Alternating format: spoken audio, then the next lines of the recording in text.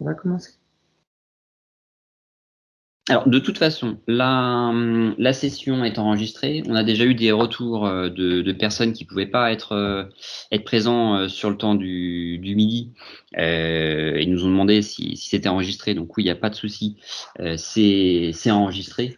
Donc effectivement, on peut commencer et puis les personnes vont rattraper le wagon. De toute façon, il y a deux temps qui va nous occuper, un temps où on sera plus en présentation et puis un temps d'échange où je crois que c'est important que les différents interlocuteurs puissent justement poser les questions, même si on n'aura pas forcément toutes les réponses, ça permettra d'avoir un brainstorming efficace avant la première échéance du 15. Exactement. Alors, au départ, sur la présentation, nous vous demandons de bien fermer vos micros pour pas avoir des bruits parasites. Et puis, selon, alors effectivement, on ne voit pas forcément le nombre de personnes, mais bien évidemment, sur le temps d'échange, posez vos questions directement par messagerie et puis nous répondrons en temps utile à chacun. Alors aujourd'hui, bien évidemment, ce qui nous intéresse, c'est l'obligation vaccinale. Je ne sais pas pour ceux qui sont présents, mais en tout état de cause, le 9 septembre dernier, suite à la loi du 5 août 2021 qui a fait entrer en vigueur cette obligation vaccinale contre le virus de la Covid imposée au secteur médico-social, Madame la ministre déléguée s'était proposée pour faire une conférence et pour prétendument balayer toutes les problématiques pouvant être rencontrées par les activités, en tout cas les entreprises concernées par cette obligation vaccinale. Moi, j'y ai assisté. Je pense que tous ceux qui y ont assisté ont vu en tout cas, une grande déconvenue face aux réponses apportées par la ministre déléguée.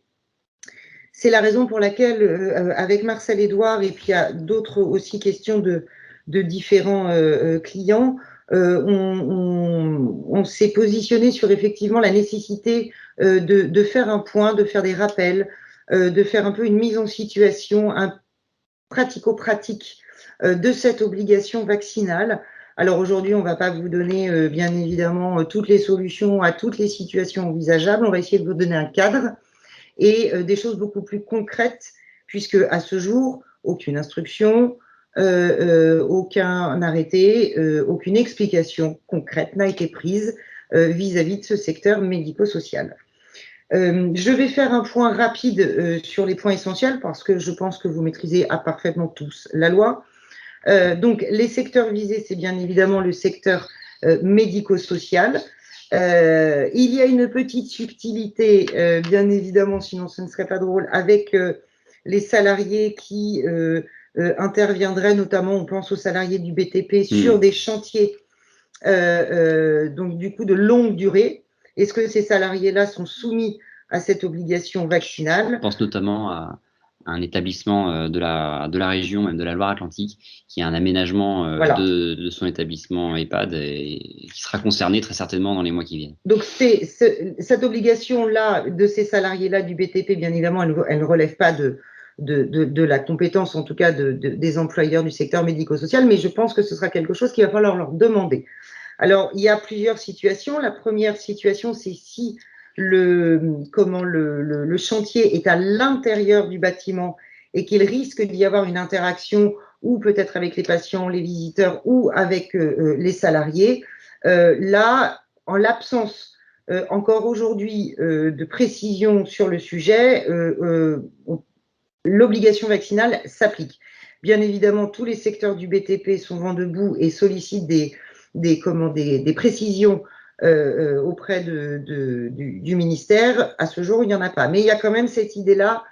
Posez-vous la question, soyez en alerte sur un chantier de longue durée à l'intérieur du bâtiment. Alors, petit point quand même,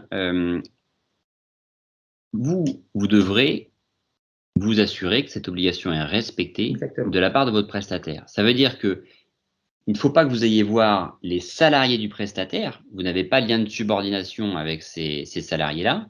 Par contre, il faut que vous ayez voir votre prestataire en lui demandant est-ce que vous êtes en règle, est-ce que vous êtes à jour de votre obligation. Est-ce que plutôt vos salariés sont à jour de leur obligation vaccinale? Si ce n'est pas le cas, je ne les veux pas Oui, sur mon établissement. exactement. Il faut être ferme sur ce point-là. Il y a une autre hypothèse qu'on avait également envisagée, c'est si le chantier, alors je pars de longue durée, hein, parce que je ferai un aparté sur la tâche ponctuelle, mais sur les longues durées, et si le chantier est à l'extérieur du bâtiment, c'est-à-dire que s'il n'y a pas d'interaction avec le personnel ou avec les patients ou les visiteurs, à notre sens, cette obligation vaccinale ne s'impose pas, puisqu'il n'y a pas de risque de transmission. Alors, bien évidemment, il faut s'assurer de l'absence d'interaction. Et en plus, les salariés sont en extérieur et sous réserve, encore une fois, mais tous nos développements qui vont suivre, c'est bien évidemment sous réserve du respect des gestes barrières, etc., et des mesures sanitaires applicables. S'agissant de la tâche ponctuelle, alors les tâches ponctuelles, ça peut être par exemple, alors ce ne serait pas votre femme de ménage qui viendrait tous les jours, tous les soirs. Là, ça pourrait être considéré comme une tâche de longue durée, de sorte qu'il y aurait aussi cette obligation vaccinale. Mais une tâche ponctuelle, si par exemple il y a un problème sur la chaudière et que vous devez faire des travaux très urgents et que la personne vient 1 ou 2 heures, elle ne sera pas soumise à l'obligation vaccinale. Mais à notre sens, elle sera aussi peut-être soumise à cette logique de passe sanitaire. Au moins pour vous assurer une précaution si d'aventure cette personne devait être positive. Après, sur l'obligation, donc je reviens à la loi, sur l'obligation vaccinale, celle-ci est progressive, comme vous le savez. Vous avez une période transitoire qui est du 15 septembre au 15 octobre. Si pendant cette période, donc soit le salarié ne souhaite pas se faire vacciner, c'est une question de principe, vous le savez, vous l'entendez, bon, évidemment, là, il faut acter de la suspension du contrat de travail. Sur la procédure, nous y reviendrons plus tard.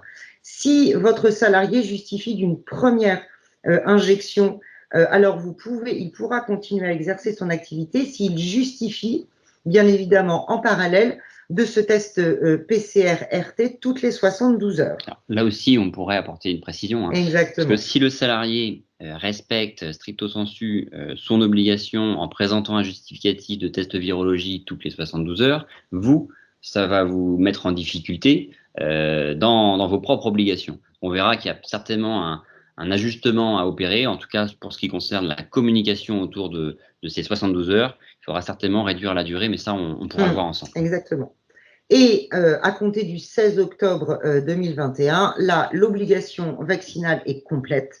Le salarié doit justifier, parce qu'on est bien sur l'obligation de justification du salarié, de justifier de ce schéma vaccinal complet. Alors là, on est effectivement, la question se pose si est-ce qu'on est sur les 2 ou 3 doses, puisqu'aujourd'hui rentre en vigueur la 3e dose pour vos résidents, notamment en EHPAD.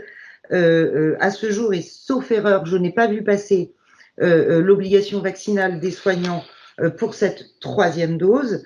Je sais que le conseil scientifique est hautement favorable, le conseil des médecins également. Alors, on y viendra certainement. On y reviendra, oui, mais si c'est un schéma vaccinal de 3e dose, alors bien évidemment, à compter du jour où la 3e dose est rendue obligatoire, les personnes qui n'auront que 2 doses devront justifier encore une fois de ce schéma vaccinal complet, puis on repart encore sur les notions de contrôle. Il existe également des exceptions à cette obligation vaccinale.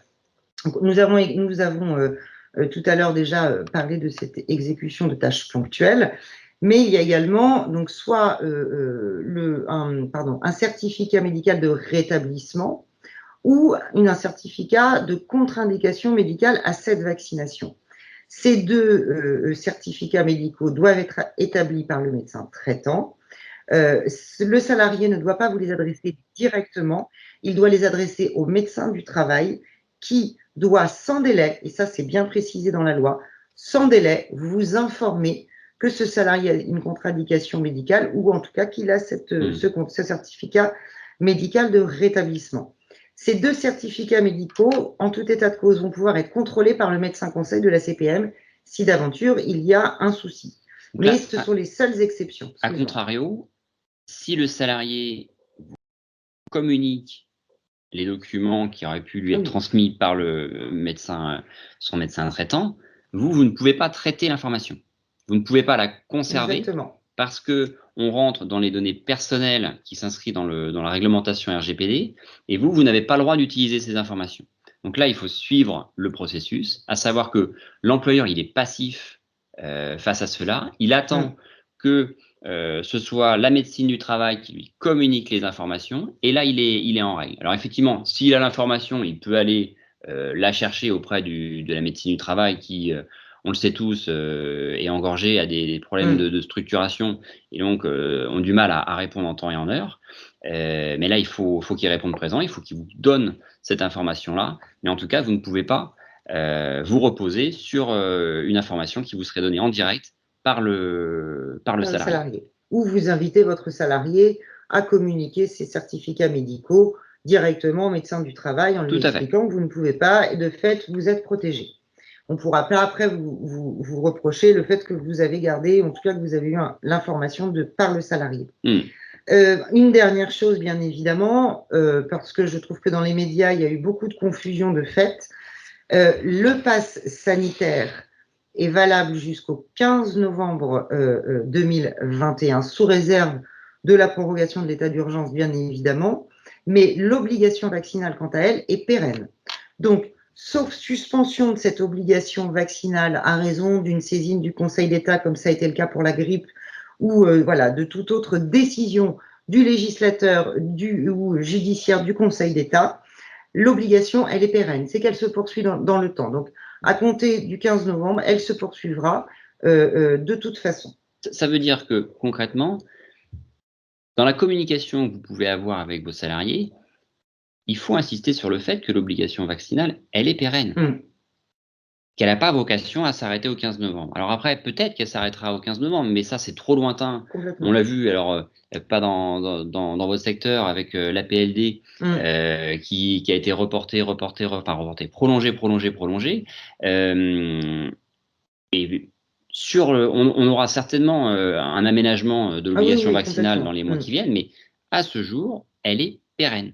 Et c'est la communication qu'il faut avoir avec les salariés parce qu'ils n'ont pas forcément connaissance de cela. Et alors, je ne sais pas si ça peut faire changer leur avis, mais en tout cas, ça peut s'inscrire dans un tout. Donc, il ne faut pas hésiter à communiquer en ce sens. Ça peut rentrer dans la discussion de la négociation, qu'ils aient conscience que c'est indéfini, en fait, leur obligation. Donc, à un moment donné, soit ils assument et puis on prend acte, mais c'est un point, je pense, important. Maintenant, Marcel-Édouard va nous parler de cette mise en œuvre concrète de l'obligation vaccinale. Alors, mise en œuvre de l'obligation, on a une obligation qui est relativement claire, mais on voit la pratique, elle est confrontée à de nombreuses contraintes, à la fois juridiques et à la fois très pratiques.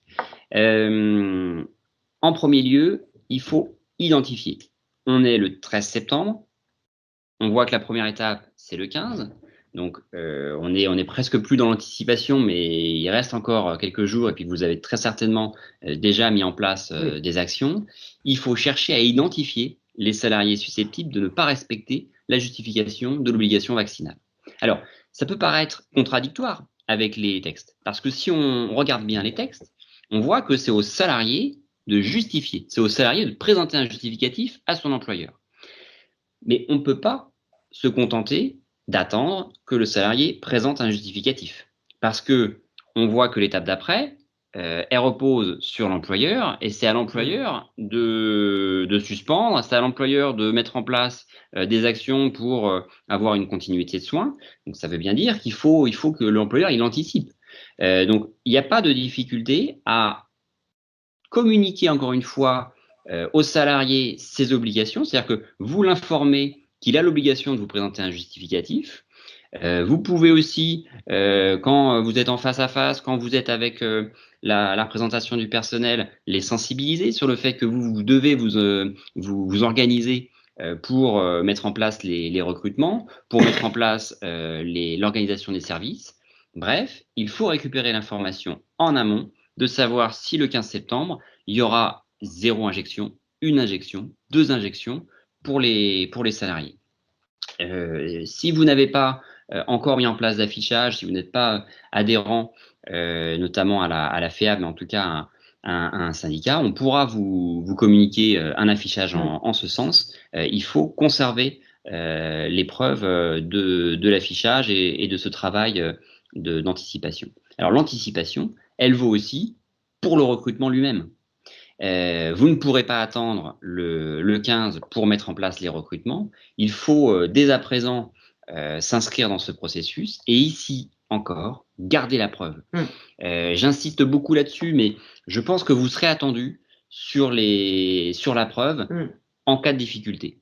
On sait que vous êtes énormément sollicité là sur la période, que c'est beaucoup de formalisme, qu'on vous en demande beaucoup, mais malheureusement, il faut s'astreindre à conserver tous ces éléments-là, parce qu'on verra que la solution que vous avez finalement prise, c'était pas une solution que vous avez prise en réaction, enfin, directement en réaction le 15 septembre, quand vous avez su que le salarié n'était pas à jour de son obligation vaccinale. Vous avez pris un certain nombre d'actions intercalaires avant le recrutement ou l'absence de recrutement sur le poste concerné. Alors, l'organisation des modalités du contrôle lui-même, elle incombe à l'employeur, avec possibilité de la déléguer à un salarié de l'établissement. Alors, on ne nous dit pas à qui, mais effectivement, l'infirmière co, le directeur, la directrice de l'établissement, ça va de soi. En tout cas, il faut qu'il y ait une légitimité pour assurer le contrôle, un membre du CSE. Mais quoi qu'il en soit, il faut qu'il y ait une formation et une anticipation des situations concernées. Alors, à travers ces deux termes, formation, ça peut paraître un grand mot. L'application est relativement intuitive, mais on voit bien qu'on a une population, en tout cas certaines personnes qui ne sont pas du tout sur les nouvelles technologies, qui ont un besoin de connaissances sur l'application, sur le contrôle. Il faut vérifier l'identité, par exemple, du salarié. C'est pas le tout de présenter un pass qui serait correct, une obligation, enfin qui remplirait une obligation. Il faut bien vérifier que la personne est bien celle contrôlée. Voilà, il y a un certain nombre de points comme ça à valider. C'est important que la personne qui contrôle ait bien en tête ces éléments-là. Et puis, anticiper les situations rencontrées. Parce que vous aurez certainement des salariés qui seront contestataires, peut-être même contestataires par principe. C'est-à-dire que finalement, ils auront fait le nécessaire, mais ils auront par principe pas envie de s'y astreindre. Ça sera difficile pour les salariés qui ne seront que les collègues de travail des salariés contrôlés. Et donc, c'est important de leur dire quoi faire si telle situation se présente, comment réagir, comment déporter sur son supérieur hiérarchique. Voilà, donc ça, c'est vraiment nécessaire de prendre un temps avec la personne qui contrôlera. On sait qu'il y a des prises de poste différées, parfois très tôt, parfois très tard. Le directeur, la directrice ne pourra pas assurer l'intégralité des contrôles sur tous les horaires de l'établissement. Donc, il y aura certainement une coordination là, à assurer. Et donc, c'est important d'avoir cette communication entre vous. En cas de délégation, quoi qu'il arrive, il faut intégrer les modalités du contrôle dans le DURP. Sur ce point-là, vous avez très certainement fait le nécessaire. Vous avez certainement réajusté le DURP tout au long de la crise sanitaire. Là, sur la délégation des modalités de contrôle, il faut aussi l'intégrer au DURP. Le point 4, finalement, on l'a vu en filigrane sur les 3 premiers points, c'est la communication avec les salariés et en particulier avec le CSE. Alors, l'obligation d'information et de consultation, elle repose sur les structures de plus de 50 salariés. Nous, compte tenu du contexte, on préconise de l'étendre aux structures inférieures à 50. Encore une fois, la volonté, ce qu'il faut, c'est pouvoir rapporter la preuve que le directeur, la directrice, l'employeur au sens plus large, a cherché à informer l'ensemble de ses salariés de ce qu'il entreprenait, du contexte, des contraintes qu'il a. Ça permet très certainement d'avoir plus de souplesse vis-à-vis des organismes de l'administration. Ça permet aussi d'apporter de la cohérence sur une difficulté individuelle avec un salarié en cas de contentieux. Donc vraiment, vous avez tout intérêt, sauf point de blocage avec un CSE. Hein. Il y a des cas de figure particuliers qui feraient que notre préconisation sur les moins de 50 ne devrait pas s'appliquer. Mais de manière générale, Oui. il faut y aller, il faut communiquer avec son CSE. Anne, je te laisse prendre le relais sur le contrôle et la conservation des données. Ouais. Alors, qu'entend-on par contrôle? Parce qu'on vous l'a répété, effectivement, les employeurs ont cette obligation de contrôler. Alors, il existe plein d'applications de contrôle des QR codes, etc., etc. À notre sens, le logiciel, le matériel qu'il vous faut et qui est le plus sécurisant, c'est le Tous Anti-Covid Vérif. Ça, vous pouvez le mettre sur vos smartphones. Il n'y a aucun problème. Et à mon sens, comme c'est évidemment une application du gouvernement, il y aura beaucoup moins de risques de cybercriminalité et de gestion des contrôles, gestion des données personnelles des salariés. Quand est-ce que ce contrôle va être opéré? Et là, on le voit bien, c'est dès la prise de poste. Et la difficulté étant bien évidemment que tous les salariés n'arrivent pas à la même heure. Donc, c'est là où, dans l'anticipation qu'évoquait Marcel Edouard, vous devez effectivement peut-être vous dire que, je ne sais pas, moi, sur la plage horaire du matin, le contrôle reviendra au chef d'établissement. Sur la plage horaire de l'après-midi, si d'aventure des salariés arrivent l'après-midi, voilà. Essayez de faire une ventilation pour que ce soit quand même le moins contraignant possible et que ça surtout que ça n'entrave pas le bon fonctionnement de votre activité. Sur la conservation des données, il faut bien savoir que vous ne pouvez pas conserver le QR code et vous ne pouvez pas conserver le justificatif de l'obligation vaccinale.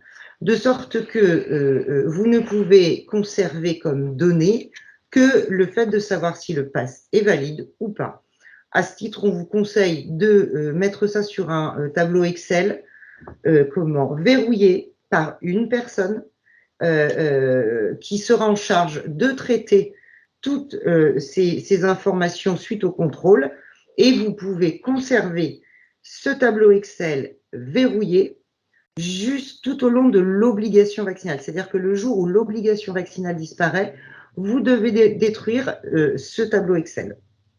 Ça vaut de même pour la personne qui en délègue le contrôle. Il faut qu'il respecte ces contraintes-là. Ça vient dans la formation, en fait, de lui expliquer qu'on ne peut pas tout garder en justificatif. S'agissant des personnes pour lesquelles, des personnes qui vont vous donner tout de suite leur schéma vaccinal complet, ils n'ont aucun problème sur la chose, ils vous le justifient. Il est bien évident que vous n'allez pas tous les jours les contrôler.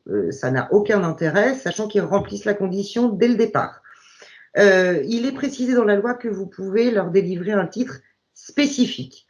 Alors, il y en a qui ont parlé de bracelet, moi, c'est trop stigmatisant à notre sens. Enfin, voilà, oui. Clairement, avoir un bracelet, ça démontre à tout le monde que vous avez rempli votre schéma vaccinal, et c'est surtout que c'est une donnée personnelle. Donc, je ne le conseille pas. Je pense que le mieux, ce serait de passer par une attestation établie par l'employeur, c'est-à-dire vous avez souhaité, pour bien préciser que c'est le salarié qui a souhaité vous donner l'obligation, en tout cas son schéma vaccinal complet, vous avez souhaité, nous constatons, de sorte que voilà, votre contrôle est, vous n'avez pas besoin d'être contrôlé, etc. Comme ça vous évite de toujours devoir contrôler les mêmes personnes. Alors, bien évidemment, ça marche que lorsqu'il y a la deuxième dose, le complet. Donc, à partir du moment où on passera sur une troisième dose, le premier contrôle, par exemple, soit la personne vous justifie de ce contrôle vaccinal total avec ces 3 doses, mais on revient sur le même, le même objectif de contrôle, etc. mais c'est à peu près tout sur cette conservation de résultats. Alors, qui contrôle les voilà, obligations de l'employeur? On voit qu'il y a un certain nombre d'interlocuteurs. Oui, exactement. Beaucoup. Même si en réalité, ce ne sera pas forcément le cas. Ce ne sera pas forcément les mêmes personnes, ça c'est sûr. Il y a assez peu de littérature sur le sujet. En tout cas, nous en avons sur nos réseaux juridiques, il y en a assez peu. On sait que les officiers de police judiciaire vont procéder à des contrôles. Je pense qu'ils vont plutôt procéder à des contrôles du pass sanitaire sur les restaurants, etc., vraiment sur la notion de voie publique. En ce qui concerne le secteur médico-social, il y a un peu une liste à l'après-vert. Vous avez les pharmaciens inspecteurs de santé, les médecins inspecteurs de santé publique, les inspecteurs de l'action sanitaire et sociale, les ingénieurs, les personnels de l'ARS désignés par le directeur de l'ARS, les agents des collectivités territoriales. Donc ça, c'est les personnes qui peuvent procéder au contrôle de l'employeur. Comment est-ce que cela va se passer? À ce jour, on n'a pas vu de communication. On n'a pas d'informations sur la procédure proprement dite. Sur les OPJ, concrètement, ce sera a posteriori. Ce sera en cas de Et puis, je pense que ce plainte, sera sur la voie publique. Voilà, ce sera aussi sur la voie publique ou sur d'autres secteurs d'activité. Exactement. Reste l'ARS principalement. Oui. Mais bon, sur cette typologie de contrôleurs et sur la plage donnée, à savoir, là, on parle du 15 septembre jusqu'au 15 octobre. Là, on n'a rien vu, on n'a pas vu de communication. Alors, si vous en avez, on est preneur de ce type d'informations. Mais... On a vu ici dans l'invitation à la conférence de Madame la ministre déléguée, on a vu qu'il y avait effectivement des problématiques d'organisation interne. Donc, on suppose, et on l'espère plutôt, qu'entre le 15 septembre et le 15 octobre, tout va être un peu, on va se mettre en ordre de marche et on pense qu'il y aura assez peu de contrôle. Il y aura assez peu de contrôle, pourquoi? Parce qu'il va falloir que les ARS, comme l'a précisé Madame la ministre, tout ce qui est face à ce contrôle d'obligation vaccinale, vous devez voir votre ARS. C'est la seule réponse, en tout cas, qu'elle a donnée sur quid des conséquences de cette suspension. Donc, vous devez voir vos ARS, sauf que vos ARS, à ce jour, et sauf erreur, la plupart ne savent pas. Donc, je ne vois pas bien l'intérêt d'un contrôle tout de suite inopiné, alors que personne n'est réellement en ordre de marche, qu'une instruction est évoquée, mais qu'à ce jour, elle n'est toujours pas publiée. Donc, on va peut-être avoir une période de flottement, au moins sûre, pendant les 2 premières semaines, en tout cas les 2 dernières semaines de septembre. Et après, on aura certainement beaucoup plus d'informations sur la mise en œuvre proprement dite et éventuellement pour nous les solutions face à ces contrôles. Pour autant, il faut agir, il faut être dans l'action. Exactement. On ne peut pas rester passif face au non-respect de l'obligation vaccinale. Donc, on va voir la suspension du contrat de travail et l'obligation de continuité de soins. On l'a dit, je vais le redire, il faut garder l'ensemble des preuves des demandes de recrutement. On va voir après pourquoi, mais ça peut être les demandes auprès des sociétés d'intérim. Ça peut être, alors c'est pas très juridique, mais c'est un début de preuve, les communications sur les réseaux sociaux.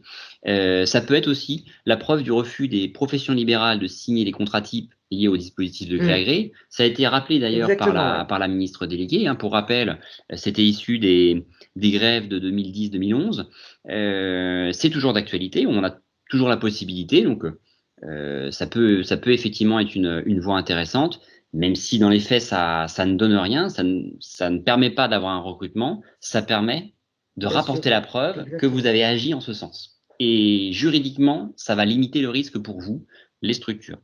Quand je dis pour vous, c'est vous les structures, pas vous à titre personnel, en tant qu'éventuel représentant de l'EHPAD. Quid en cas d'impossibilité de recrutement et conséquences sur la continuité des soins? Alors, il y a plusieurs réflexions sur les pistes envisageables. En premier lieu, et ça a été rappelé ici encore par la ministre déléguée, il faut prendre attache avec l'ARS. À mon sens, c'est une nécessité.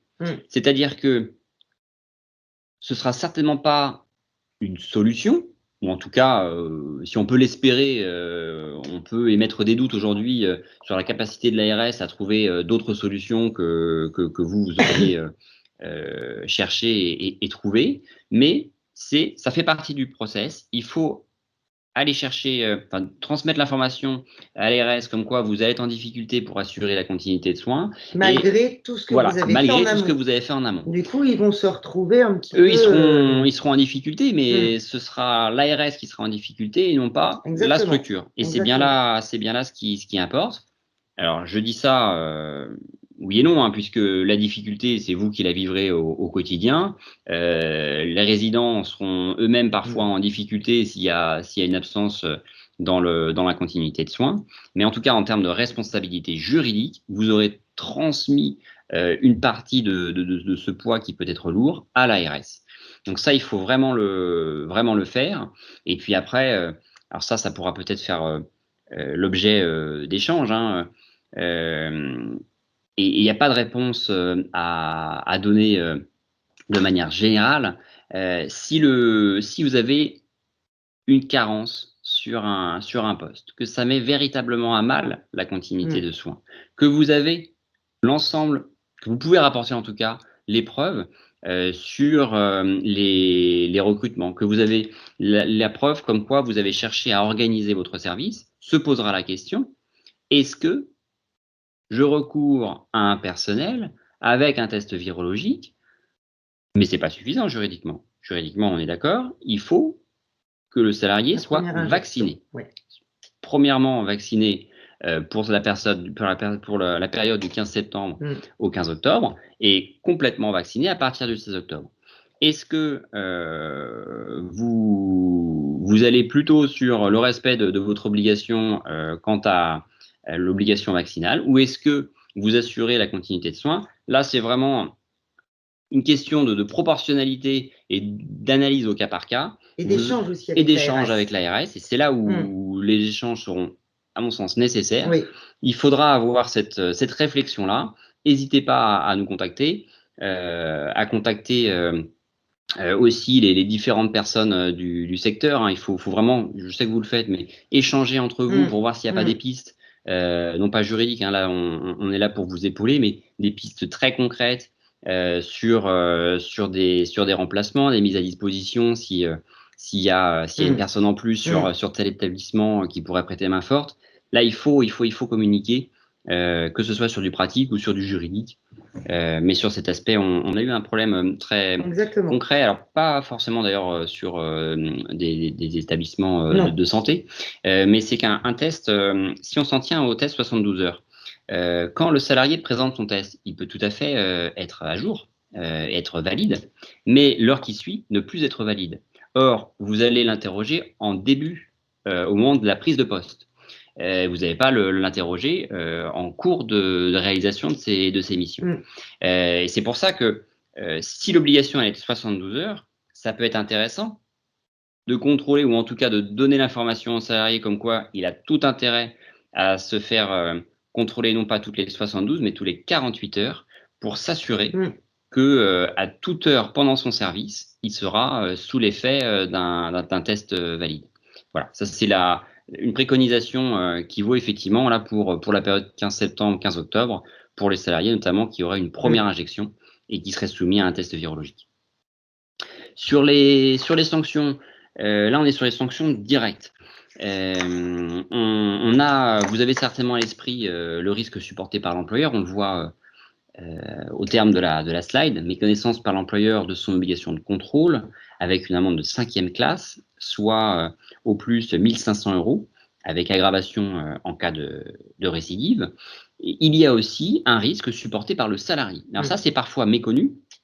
Là aussi, en termes de communication avec le salarié, ça peut être intéressant de l'informer, pas de le menacer, hein, mais de l'informer simplement de risques qu'il encourt. En l'occurrence, méconnaissance de l'interdiction d'exercer à défaut d'avoir satisfait à son obligation vaccinale, c'est une amende de 4e classe, 135 euros, donc c'est pas forcément neutre, avec aggravation en cas de récidive, hein, parce que là, on a une situation qui se présente à un instant donné, mais qui va se répéter. Donc on sera en réitération. Et là, ça peut effectivement être douloureux pour le salarié. Donc, il ne faut pas hésiter à communiquer sur ce risque pour lui. Et puis, établissement et usage d'un faux certificat de statut vaccinal ou d'un faux certificat de contre-indication médicale à la vaccination. On l'a déjà vu dans le secteur de l'HCR, hôtel, café, restaurant. On pourrait très bien le voir sur votre secteur, où ici encore, on a des sanctions pénales. Alors des sanctions pénales qui, sur le papier, sont très fortes, 45 000 € d'amende, 3 ans de prison. En réalité, on va rarement, pour ne pas dire jamais, sur ces montants-là, mais ça peut en tout cas être douloureux pour les salariés concernés. Donc, il ne faut pas hésiter à communiquer là sur ces risques. Ça, ce sont les risques directs. On a aussi des risques indirects pour l'employeur. Là, je pense aux familles qui pourraient porter plainte en cas de cluster. On a aussi sur une relation plutôt individuelle avec les salariés pour avoir une prise d'acte, une remise en cause de sanctions dans la relation individuelle. Ça, on va le voir juste après. Ça, c'est des risques effectivement qui sont indirects, mais à prendre en compte aussi. Alors, juste, s'agissant du risque supporté par l'employeur, bien évidemment, c'est la personne morale qui supporte l'amende et pas le directeur, personne physique. De même, si d'aventure, il devait y avoir des poursuites pénales pour X, Y raison, ça reste encore la personne morale qui sera poursuivie et la personne, le directeur, le sera à raison de sa délégation de pouvoir. Mais encore une fois, sauf si le directeur procède à des faux certificats de statut, là, bien évidemment, ce sera une condamnation personnelle, mais il y a quand même le prisme de la personne morale qui porte la responsabilité de tout ça. C'est pas les directeurs, vous êtes malheureusement contraints, exposés à ça, mais la condamnation personnelle n'est pas envisagée. Maintenant, alors on va maintenant s'intéresser, donc on arrive au bout du bout de tout ce que nous avons fait. On a anticipé, on a constaté qu'il y avait qu'on ne pouvait pas recruter, ou si on peut recruter, voilà. On a mis en place toutes les mesures pour faire face à la volonté du salarié de ne pas vous justifier de son obligation vaccinale. Depuis la rentrée et 2 mois de ce que j'ai eu un petit peu comme écho, les gens parlent relativement simplement du fait qu'ils souhaitent ou qu'ils ne souhaitent pas se faire vacciner.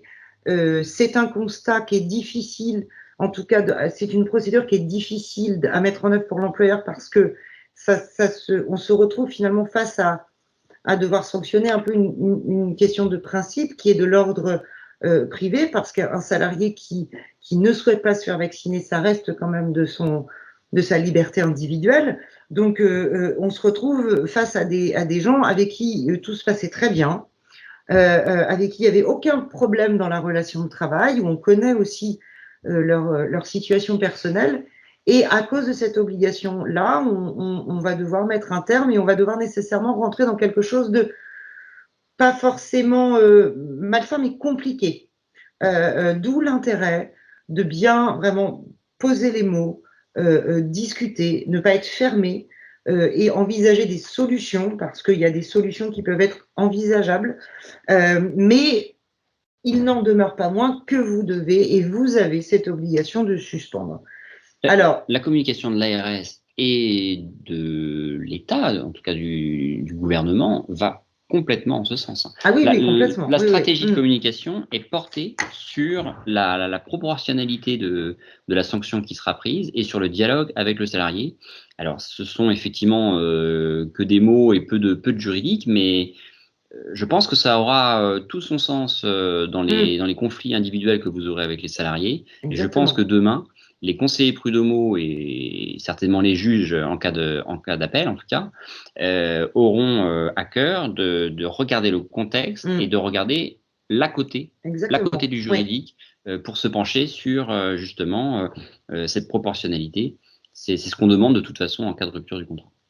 Alors, sur les étapes, on fait le constat effectivement que le salarié ne peut plus exercer son activité à raison du non-respect de son obligation de justification.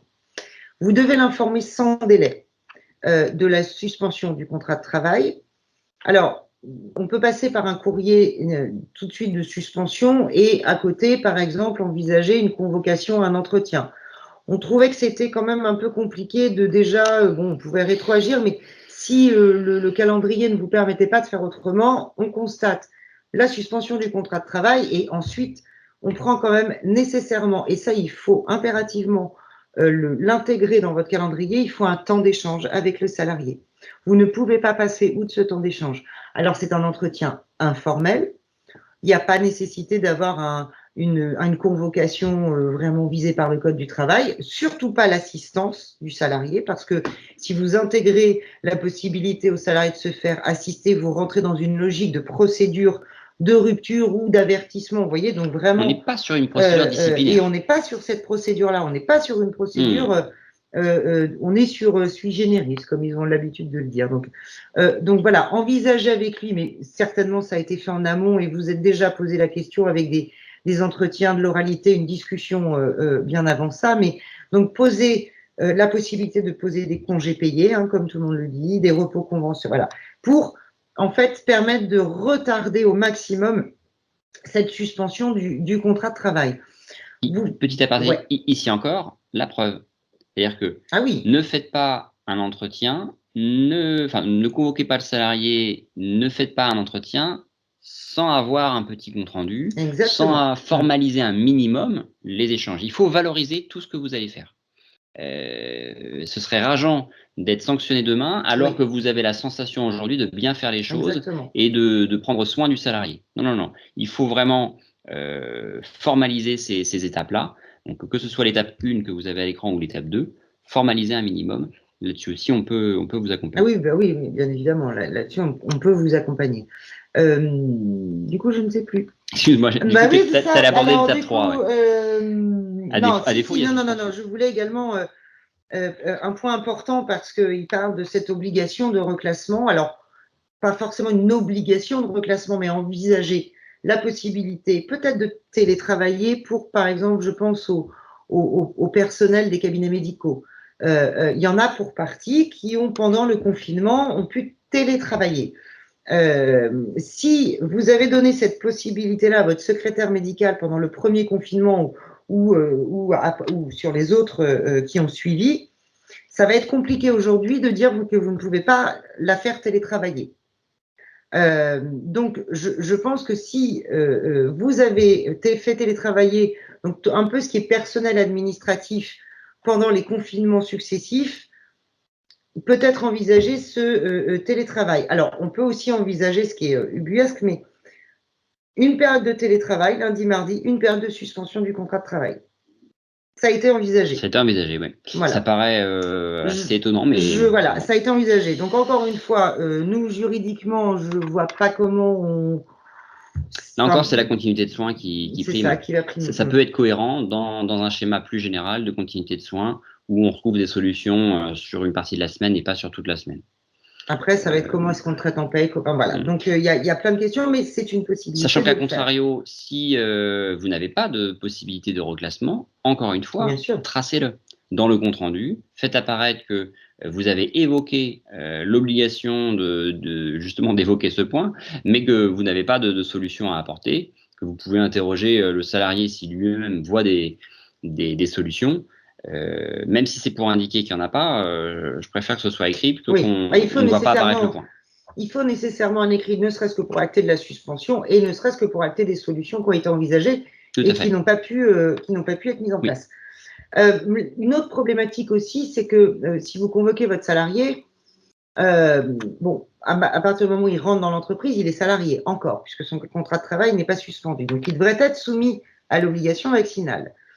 Donc, on ne va pas évidemment lui dire vous êtes convoqué sur le site de l'entreprise parce que vous n'avez pas d'autre possibilité que de le convoquer ailleurs, mais vous avez quand même l'obligation vaccinale. Ce n'est pas tout à fait logique.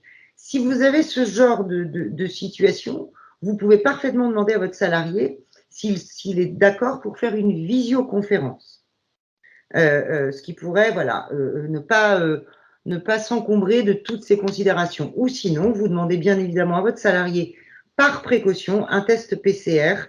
Alors moi, j'ai toujours tendance à dire moins de 48 heures, mais bon, évidemment, moins de 72 heures fonctionne encore, mais faire attention à la date, enfin, en tout cas à l'heure effective du test. Et ensuite, une fois que vous aurez eu cet entretien, vous refaites un courrier où vous actez donc soit des possibilités de reclassement, en tout cas toutes les solutions qui ont été envisagées, toutes les solutions qui sont retenues, et parmi elles, évidemment, au bout du bout, la suspension du contrat de travail. La suspension du contrat de travail, pour le moment, bon, faut attendre, mais on ne part pas sur une logique de licenciement et de rupture du contrat de travail. Pas dans l'immédiat. On se laisse un peu de temps, même si je vois bien que c'est compliqué, mais je pense que jusqu'au au moins 15 novembre, ça pourrait être, voilà, ça pourrait être plus sécurisant parce qu'on va avoir des instructions, des arrêtés, on l'espère en tout cas, mais beaucoup plus de littérature sur le sujet. Alors, il y a un point effectivement important, et là, on est soumis à ce délai de 30 jours, c'est que si l'employeur, en tout cas, si les salariés sont soumis à un ordre, vous devez informer l'ordre 30 jours à compter, dans les 30 jours suivant la suspension. Donc, si bien évidemment vous avez trouvé des solutions autres, bah, vous ne suspendez pas. Et dès que vous avez 30 jours pour informer l'ordre qui du coup, notera le fait qu'il ne pourra plus prescrire, parce que forcément, ça va être lié à ça, qu'il ne pourra plus prescrire ou établir des certificats.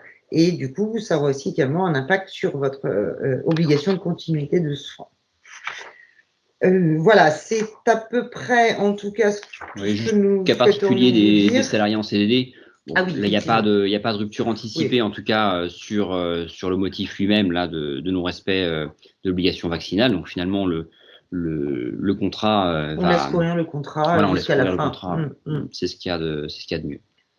Alors, voilà ce qu'on pouvait nous vous dire et ce qu'on a vu, nous, de notre côté, bien évidemment, sur cette obligation vaccinale, en essayant d'être les plus pragmatiques et didactiques possibles.